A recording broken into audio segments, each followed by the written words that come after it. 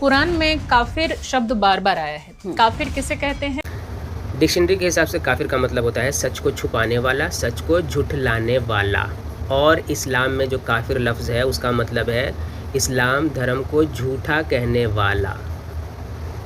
इस्लाम धर्म को जो झूठा धर्म कहे उसको हम काफिर कहते हैं। और काफिरों के लिए कुरान में क्या प्रावधान है? इस्लाम धर्म में काफिरों के लिए वही प्रावधान है जो एक मुसलमान के लिए है, क्योंकि वो इंसान है। जो काफिर है वो भी इंसान है, आदम की औलाद है, और मुसलमान भी आदम की औलाद है। तो दुनिया के अंदर जब तक ये दुनिया है तब तक सेम उसको भी सेम प्रावधान दिया गया है जो मुसलमान को दिया गया है।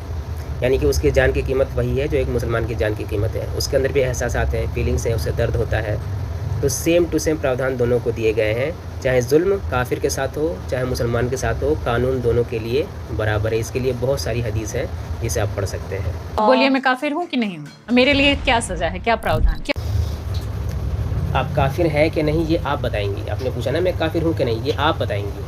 क्या आप ये कहती हैं कि इस्लाम धर्म एक झूठा धर्म है? क्या आप ये कहती हैं कि इस्लाम सच नहीं है, झूठ है? क्या आप कहती हैं कि मोहम्मद सल्लल्लाहु अलैहि वसल्लम झूठे नबी थे? अगर आप कहती हैं, सच का इनकार करती हैं, तो आप काफिर हैं। बाकी आपने पूछा कि दुनिया में मुसलमानों की तरफ से काफिरों के लिए क्या सज़ा है? कोई सज़ा नहीं है। दुनिया में ज़िंदा रहते रहते जब तक आप एक काफिर दुनिया में ज़िंदा है उसको इस्लाम ने कोई सज़ा नहीं दी है, कोई सज़ा नहीं है। उसको उतना ही अधिकार मिला है जितना एक मुसलमान को मिला है ज़िंदा रहते रहते। बाकी मरने के बाद सबका इंसाफ अल्लाह करेगा। सबको अपने भगवान के पास, अपने अल्लाह के पास हाजिर होना है। अल्लाह ही भगवान है, उसके सामने सबको हाजिर होना है। उसकी मर्ज़ी जिसको जो चाहे सज़ा दे। मरने के बाद दुनिया के अंदर काफिर के लिए कोई सज़ा नहीं है। आदम एंड हव्वा आए। फिर आप आदम हुए पे चले गए तो पूरा अंधविश्वास हो गया। अच्छा, आदम और ईव अंधविश्वास है, ठीक है। तो इंसान कहाँ से पैदा हुए आप बताइए? डार्विन्स थियरी, बंदर से पैदा हुए? देखिए, अंधविश्वास उसे कहा जाता है जो लॉजिकली गलत हो। लॉजिकली गलत क्या है? हम इंसान से पैदा हुए हैं या हम बंदर से पैदा हुए हैं? अगर आपको कहा जाए कि कल मैंने देखा एक बंदर का बच्चा हुआ जो आदमी है, तो आप मानेंगी? अगर मैं कहूँ एक इंसान का बच्चा हुआ इंसान, तब आप मानेंगी? आप कौन सा लॉजिकली कौन सा ज़्यादा करेक्ट है? एक इंसान का बच्चा इंसान हुआ या एक बंदर का बच्चा हुआ वो इंसान है, ज़्यादा कौन सा करेक्ट है लॉजिकली? डार्विन्स थियरी, बंदर से आदमी पैदा हुआ या आदमी से आदमी पैदा हुआ? तो अंधविश्वास देखिए किसे कहा जाता है, मैं समझाता हूँ अब आपको अंधविश्वास किसे कहा जाता है। अंधविश्वास उसे कहा जाता है बिना लॉजिक लगाए, बिना दिमाग लगाए मान लेना। बिना दिमाग लगाए, बिना रिसर्च किए, बिना लॉजिक लगाए मान लेना कि ऐसा है, ठीक है।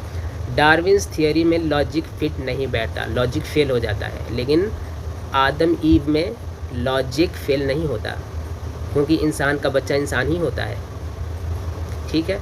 तो अंधविश्वास क्या है? Darwin's theory. बंदर से इंसान पैदा नहीं हुए, इंसान ही से इंसान पैदा हुए हैं, ठीक है।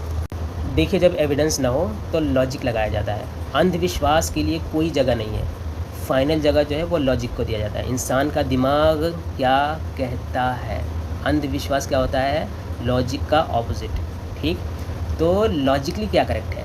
We are born from humans और we are born from monkeys. Logically which is more correct? Logically ज़्यादा करेक्ट है कि हम इंसान से पैदा हुए हैं, क्योंकि हम खुद इंसान हैं। इंसान ही से पैदा हो सकता है। तो इस चीज़ को अंधविश्वास नहीं कहा जाएगा। अंधविश्वास उसको कहा जाता है जो बिना लॉजिक के ही मान लिया जाए, ठीक। वो थ्योरी जो आप बिग बैंग की थ्योरी जो आज हम लोग ने डिस्कवर की, ठीक उस है। थ्योरी की ऑलरेडी बात हमारे कुरान में बहुत पहले लिखी हुई है। कहाँ बिग बैंग का कोई चर्चा है? बिग बैंग थियरी इन कुरान। क्या उन लोगों ने जिन्होंने इनकार किया नहीं देखा कि आकाश और धरती पहले एक में मिले हुए थे, फिर हमने उन्हें अलग अलग कर दिया और हमने हर जीवी चीज़ को पानी से बनाया? तो क्या वे फिर भी ईमान नहीं लाते? सूरह अंबिया आयत नंबर 30। अस्सलाम वालेकुम।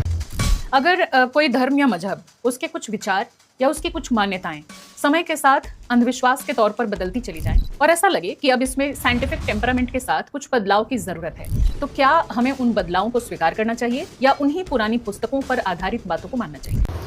आपने कहा कोई भी धार्मिक मान्यता चलते चलते अंधविश्वास का रूप धारण कर ले तो क्या हमें उसे स्वीकार करना चाहिए या उसे रिजेक्ट कर देना चाहिए, ये सवाल है आपका। लेकिन कुरान क्या कहता है, इस्लाम क्या कहता है? इस्लाम कहता है कोई भी चीज़ अगर अंधविश्वास है तो उसे धार्मिक मान्यता दी ही नहीं जानी चाहिए। अल्लाह बार बार कुरान में प्रमोट करता है साइंस को। अल्लाह बार बार कुरान में कहता है अफला ततफक्करून, क्या तुम गौर व फिक्र नहीं करते? अफला ताक़िलून, क्या तुम दिमाग से काम नहीं लेते? क्या तुम अपनी अक्ल नहीं दौड़ाते? क्या तुम रिसर्च नहीं करते, डीप स्टडी नहीं करते? कोई भी चीज़ के बारे में जानकारी हासिल करने के लिए उसको स्टडी नहीं करते? क्या तुम ऐसा नहीं करते? अल्लाह बार बार कुरान में कहता है, अल्लाह कुरान कहता है कि क्या ये सारी चीज़ें जो थी, जो अर्थ था, सूरज था, सब एक था, फिर अल्लाह ने उसे अलग अलग किया और पूरा यूनिवर्स एक्सपेंड कर रहा है अल्लाह। क्या तुम इस पर गौर नहीं करते? क्या ये दुनिया ऐसे ही बन गई? क्या इस पर तुम गौर नहीं करते? क्या इसका बनाने वाला कोई नहीं है? क्या इस पर तुम गौर नहीं कर सकते? रात होती है, फिर दिन होता है, ये क्यों होता है? अल्लाह ने कुरान में फरमाया, रात होती है, दिन होता है, सूरज निकलता है, अल्लाह ने सूरज बनाया, चाँद बनाया, और ये सारे जितने भी ग्रह हैं वो सब अपनी अपनी कक्षा में तैर रहे हैं, अपने अपने ऑर्बिट में तैर रहे हैं। क्या तुम इस पर गौर नहीं करते? अल्लाह ने जो भी साइंटिफिक चीज़ें कुरान में बताई हैं उसके बारे में फिर कहा इस पर गौर करो। ये कोई आम आदमी के बस की नहीं है बात, ये अपने आप बनने वाली चीज़ें नहीं है, इसका बनाने वाला तुम्हारा खुदा है। रिसर्च इट, गौर करो, अंधविश्वास मत करो। अंधविश्वास को अल्लाह ने कभी प्रमोट नहीं किया। अल्लाह हैज़ ऑलवेज प्रमोटेड साइंस। अल्लाह ने हमेशा साइंस को प्रमोट किया है। अल्लाह ने कहा human beings are my best creation, तुम हमारी बेस्ट क्रिएशन हो, सबसे अच्छा दिमाग है तुम्हारे पास, तुम इस बात की तलाश कर सकते हो, तुम ये चीज़ें, इन सब चीज़ों पर स्टडी करो। अंधविश्वास को जगह मत दो इस्लाम में।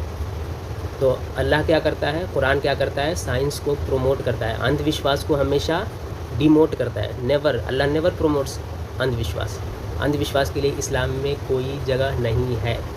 अगर हमें हमारे दिमाग से गौर व फिक्र करना है, उसके बारे में मालूमात हासिल करनी है, रिसर्च करना है, गहन अध्ययन करना है, गहन अध्ययन करना है, उसके बाद जाके अगर समझ में आए कि ये सही चीज़ है तभी एक्सेप्ट करना है। अंधा हो के कोई भी चीज़ एक्सेप्ट नहीं करना है। ये इस्लाम का बेसिक रूल है और इसको अल्लाह ने बार बार कुरान में कहता है कि दिमाग लगाओ, अपना दिमाग लगाओ, गौर करो, फिक्र करो, स्टडी करो, पढ़ो पढ़ो पढ़ो, इल्म हासिल करो, जानकारी हासिल करो, पता लगाओ। तुम्हारे पास दिमाग है, तुम पता लगाओ, बार बार कहता है अल्लाह। तो अल्लाह का यहाँ पे हमें प्रोत्साहित कर रहा है साइंस के लिए।